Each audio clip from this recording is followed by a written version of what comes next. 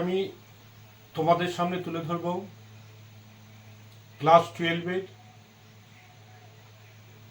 নতুন যে সিলেবাসে সেমিস্টার 3 বর্তমানে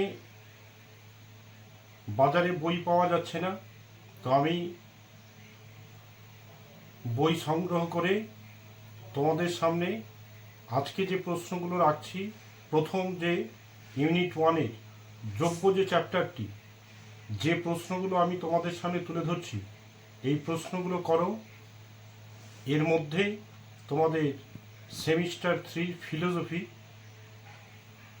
যে কোশ্চেন্সগুলো এগুলো আসবে আর আসতে বাধ্য থাকবে।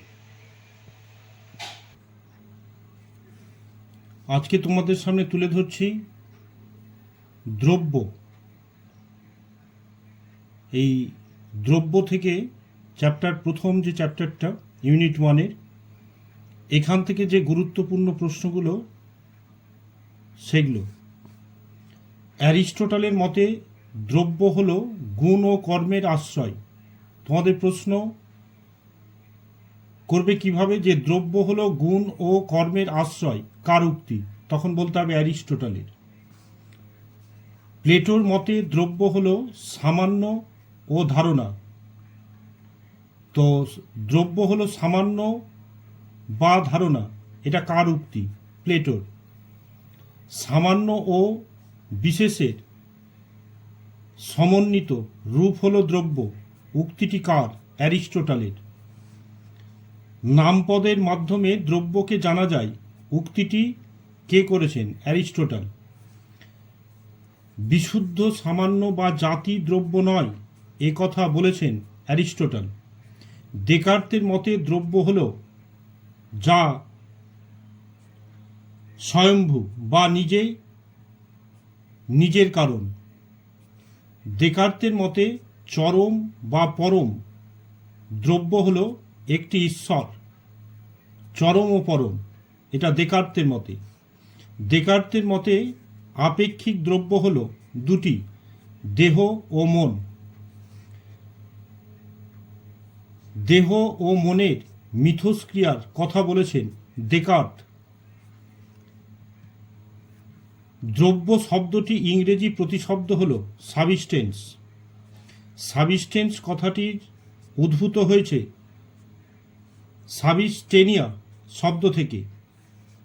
সাবিস্টেনিয়া শব্দের অর্থ একটি লাতিন শব্দ, মানে সাবিস্টেনিয়া শব্দটি হলো একটি লাতিন শব্দ।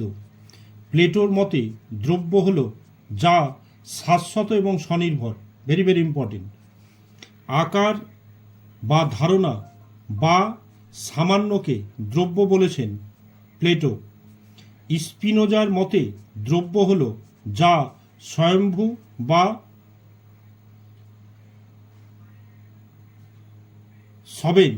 সবে না। হ্যাঁ, তো এটা সবেন নয়, সবেদ্য। সবেদ্য শব্দের অর্থ হল স্বজাত। স্পিনোজার মতে দ্রব্য হল একটি ঈশ্বর। দ্রব্য ইকুয়াল ঈশ্বর ইকুয়াল প্রকৃতি, এ কথা বলেছেন স্পিনোজা। লাইবনিজের মতে দ্রব্য হল যা স্বাধীনভাবে ক্রিয়াশীল। লাইবনিজের মতে দ্রব্য হল সংখ্যায় বহু বা অনেক। মনার্ডকে দ্রব্য বলেছেন লাইবনিজ। ভেরি ভেরি ইম্পর্টেন্ট প্রশ্ন।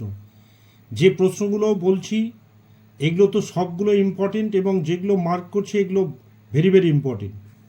লকের মতে দ্রব্য হল জ্ঞাত গুণের অজ্ঞাত আধার, এটাও ভেরি ভেরি ইম্পর্টেন্ট। দ্রব্য হলো এমন কিছু যা আমি জানি না, বলেছেন কে? লক। প্রশ্নগুলো এরকম করবে, ভেরি ভেরি ইম্পর্টেন্ট এই প্রশ্নটাও।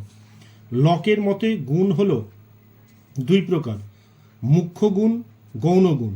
মুখ্য গুণ কি? জানি যে যদি ধরি আমি একটি আম, তো একটি আমকে যদি দুজনকে খেতে দিই, তো একজন হয়তো এই মিষ্টি খেতে পছন্দ করে, তো বলবে যে আমটি টক মিষ্টি, আর একজন বলবে যে টক। তো যেটা আমরা আমের মধ্যে যে গুণটি আছে টক বা মিষ্টি, সেটা হচ্ছে তার মুখ্য গুণ, আর যেটা আমরা চাপিয়ে দিই সেটা হচ্ছে গৌণ গুণ। তাহলে লকের মতে গুণ দুই প্রকার, মুখ্য গুণ ও গৌণ গুণ। লকের মতে দ্রব্যের সঙ্গে গুণের সম্পর্ক হলো আধার, বলেছে আধেয় সম্পর্ক। লকের মতে দ্রব্যের সংখ্যা হলো তিনটি: জড়দ্রব্য, চেতন দ্রব্য, ঈশ্বর। জন্মের সময় আমাদের মন থাকে অলিখিত সাদা কাগজের মতো, উক্তিটি কার? লকের। ভেরি ভেরি ইম্পর্টেন্ট প্রশ্ন। বার্কলের মতে দ্রব্য হলো গুণ সমষ্টি, মানে দ্রব্যের মধ্যে গুণের সমষ্টি। ধর নাও আমরা যদি ধরি চিনি, তো চিনির গুণ কি? একটা হচ্ছে শ্বেতত্ব, সে সাদা, একটা হচ্ছে মিষ্টত্ব, আর একটা হচ্ছে কাঠিন্যত্ব। তো একটি দ্রব্যের মধ্যে অনেকগুলো গুণ থাকছে, সেই গুণগুলো, দ্রব্য হলো গুণের আধার। গুণ আকাশে ভেসে থাকে না, থাকে কোনো দ্রব্যের মধ্যে। তো যে দ্রব্যের মধ্যে অনেকগুলো গুণের সমষ্টি থাকে, এটা হচ্ছে বার্কলের মত। জড়দ্রব্য হলো সংবেদনের সমষ্টি, বলেছেন বার্কলে। বার্কলের মতে দ্রব্যের সংখ্যা দুই, ঈশ্বর ও আত্মা। এটা আধ্যাত্মবাদে ধরা হয় দ্রব্যকে, মানে এটা আমরা ছুঁয়ে বা স্পর্শ করে পাবো না, এটা আমাদেরকে পেতে হবে অনুভবে। জড়দ্রব্যকে নিছক নাম বলেছেন বার্কলে। মনের বাইরে জড়দ্রব্যের কোনো অস্তিত্ব নেই, বলেছেন কে? বার্কলে। হিউমের মতে দ্রব্য হলো, বলেছে, গুণগুচ্ছ। গুণের আধার হিসেবে দ্রব্যের ধারণাকে অস্বীকার করেছেন হিউম। ঈশ্বর, আত্মা ও জড়দ্রব্যের অস্তিত্ব অস্বীকার করেছেন হিউম।